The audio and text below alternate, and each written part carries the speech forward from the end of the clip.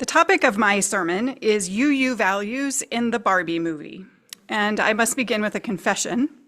While I'm cool with the whole Article 2 thing, and I certainly value love, I am an old school, lifelong UU who still professes fealty to the 7 principles.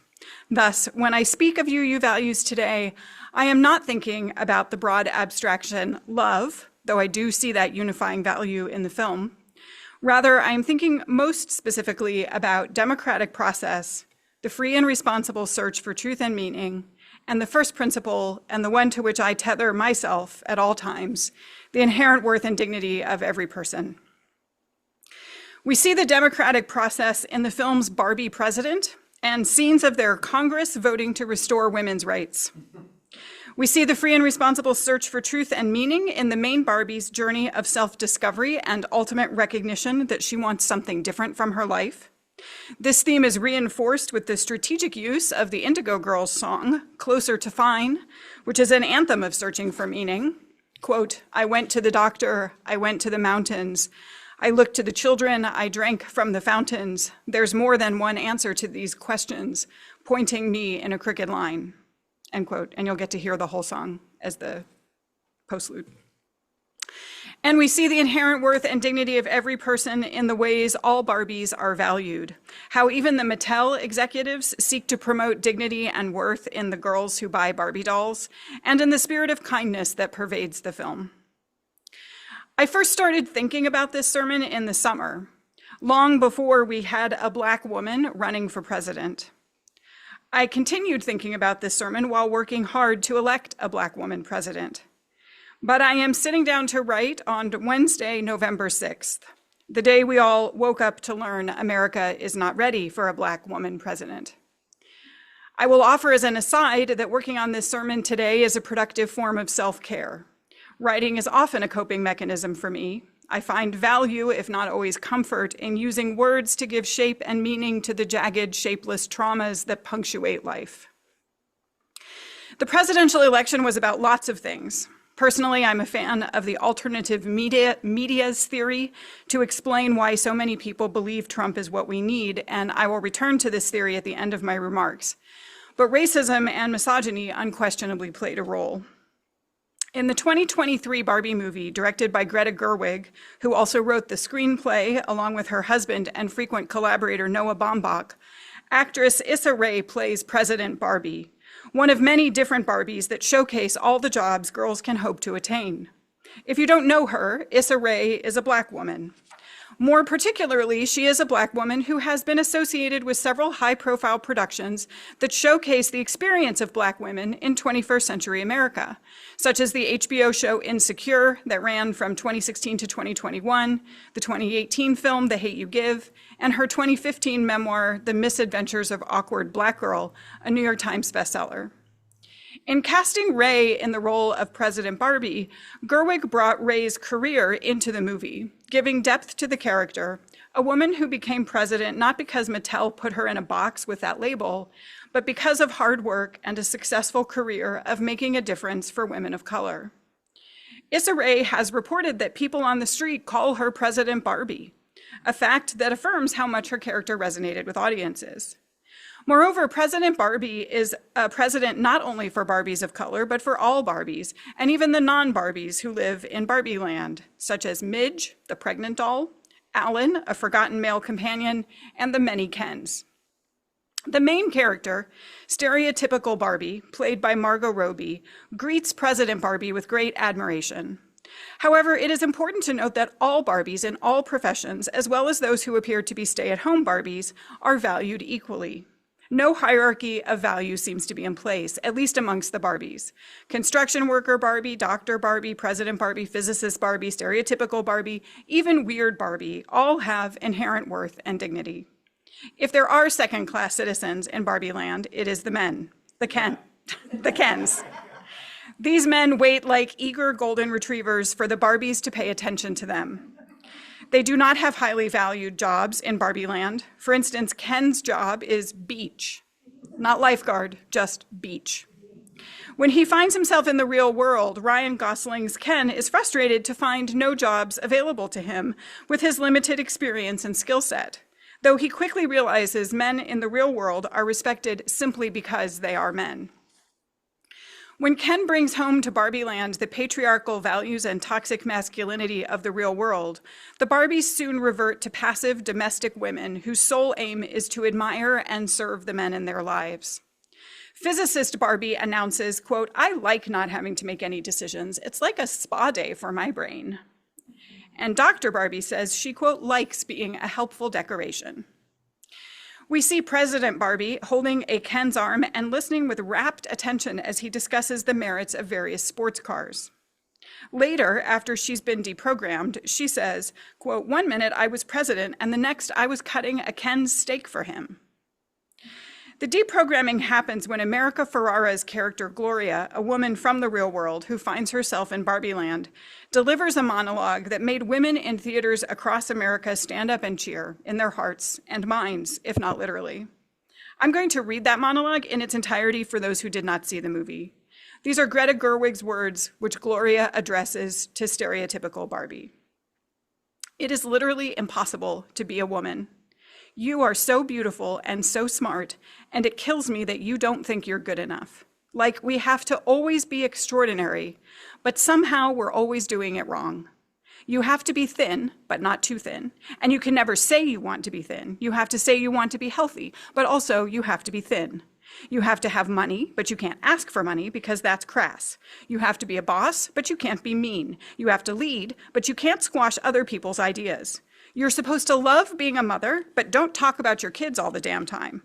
You have to be a career woman, but always be looking out for other people. You have to answer for men's bad behavior, which is insane, but if you point that out, you're accused of complaining. You're supposed to stay pretty for men, but not so pretty that you tempt them too much or that you threaten other women because you're supposed to be a part of the sisterhood.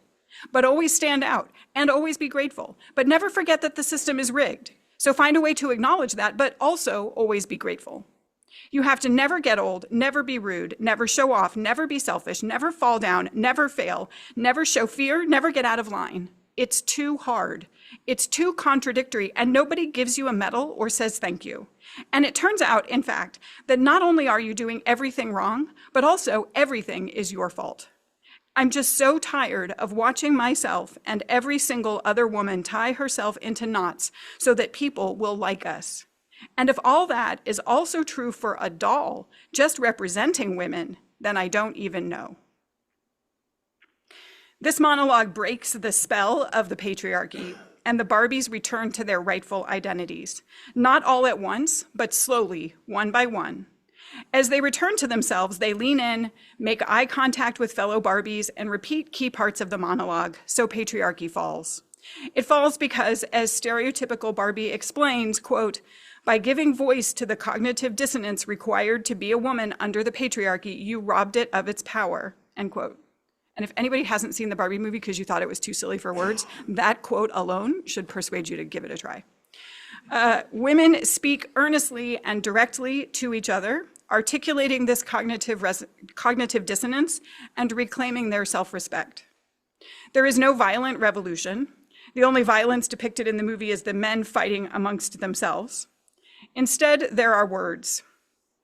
The movie expresses a fierce conviction that words matter, that speaking earnestly and forcefully about justice, equality, and the inherent worth and dignity of all people can and will make a difference.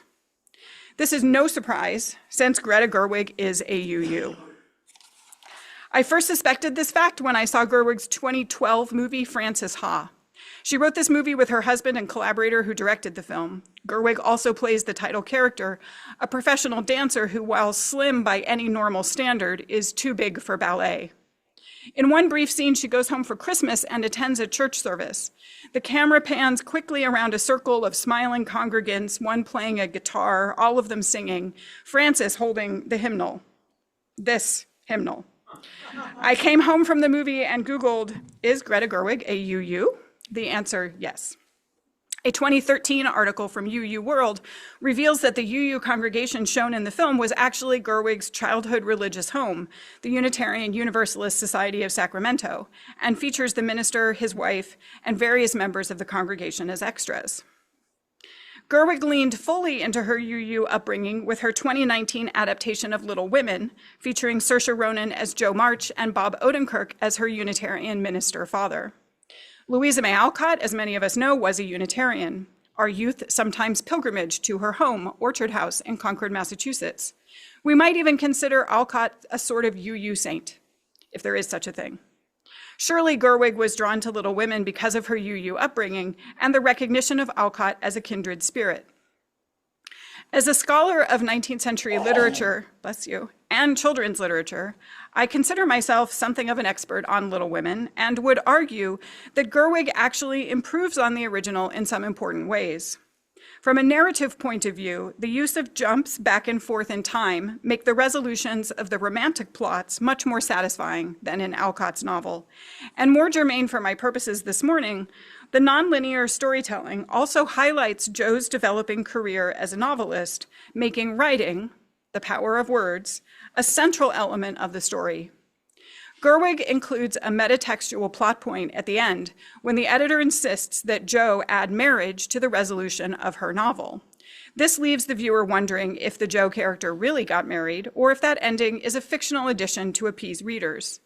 The ambiguity on this point effectively pleases modern audiences of the film who want the happy marriage ending, and also those who want feminist Jo to remain independent.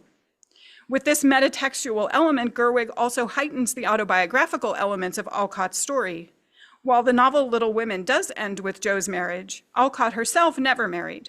Like Jo, Alcott valued her independence. The resistance to the romance plot that Gerwig includes in the movie and also includes in Barbie, in which, spoiler alert, Barbie and Ken do not end up together, is a testament to the value of women independent of men. She also showcases this in Barbie by delightfully inverting the results of the Bechdel test. The Bechdel test, developed by Central Pennsylvanian Alison Bechdel, who wrote the acclaimed graphic memoir Fun Home, examines whether a movie includes two female characters who have names and who talk meaningfully about something other than men. The women in the Barbie movie mostly talk about things other than men, while the men in the Barbie movie almost exclusively talk about women. For the record, despite its conventional romance plots, Little Women also passes the Bechdel test. Like Jo and like Alcott, Gerwig uses words to make a difference in the world. She offers an appealing feminism in Little Women, Frances Ha, and also her 2017 coming-of-age film Lady Bird, which received 5 Oscar nominations and won the Golden Globe for Best Picture. Her feminist agenda takes center stage and becomes more strident, though no less appealing, in Barbie.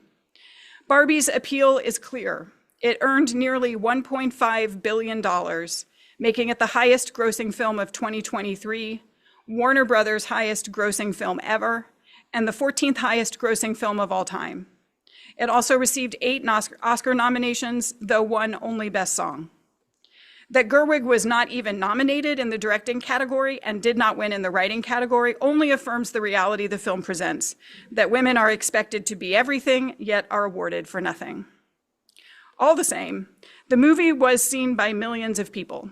Around 41 million tickets were sold, some certainly to people seeing the movie a second or third time, and ticket sales don't even capture the countless people who streamed the Barbie movie online. The math makes plain that Gerwig got her message out to tens of millions of people all over the world. This is no one Barbie at a time transfer of inspiring words. This is a massive global phenomenon that changed the way women talk about their experiences and prompted some women who may never have articulated their vexed feelings to speak up. This movie was seen by women who vote and those who don't. It was seen by women who are pro-choice and those who are not. It was seen by women who read the New York Times and Heather Cox Richardson, and it was seen by women who watch Fox News. It was also seen by their husbands and boyfriends and sons. Have UU values ever had a bigger platform? Did the Barbie movie result in America electing a Black woman president? Sadly, it did not. But it did result in a changing conversation. It did give women the words to express their vexed and vexing position in an America that devalues them. And those women cheered when the men were ousted from the Barbie land government. It turns out we're playing a long game, a longer game than some of us thought. I return now to the polarized media's theory. Heather Cox Richardson and others have suggested that many, many voters never heard the misogynist remarks of the president-elect, don't know about the plans to send women back to the 1950s or earlier, because they get their news from sources friendly to the MAGA agenda. Whether or not this is the explanation for the outcome of the election, it remains true that we must look for a media that crosses party lines or that is disassociated from party entirely, such as the bright pink toy company sponsored Barbie movie. Gerwig used her platform to send words out into the world. And I, for one, am deeply grateful that we have a UU with such an enormous platform. Our platforms are much smaller. They may be chats at the grocery store or on the sidelines of a soccer game or in the pulpit on a December Sunday. Wherever we have the opportunity to speak our values, those words will matter. At the very least, they will remind us who we are and what we believe. And they may sometimes, maybe slowly, Barbie by Barbie, bring us beyond the dismay at the end of Gloria's monologue and beyond the plaintive plea of Billie Eilish's Oscar-winning song from the Barbie movie, What Was I Made For? Those words, like the monologue and like the whole movie, bring us closer and closer, if not to fine, perhaps en route to our better selves.